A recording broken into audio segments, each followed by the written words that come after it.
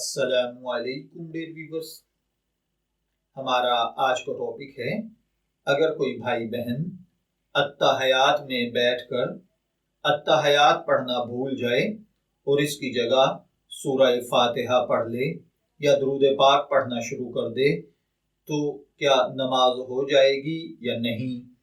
تو دیکھیے بھائیوں اور بہنوں، اگر کوئی اتحیات میں بیٹھا اور اتحیات ہی پڑھنا بھول گیا، کچھ اور پڑھنا شروع کر دیا، جیسے سورہ فاتحہ پڑھ دی، کوئی اور سورت پڑھ دی یا درود پاک پڑھنا شروع کر دیا، تو اس کے ساتھ سجدہ سہو واجب ہو جاتا ہے۔ آخری قعدے میں آپ سجدہ سہو کر لیں، نماز ادا ہو جائے گی۔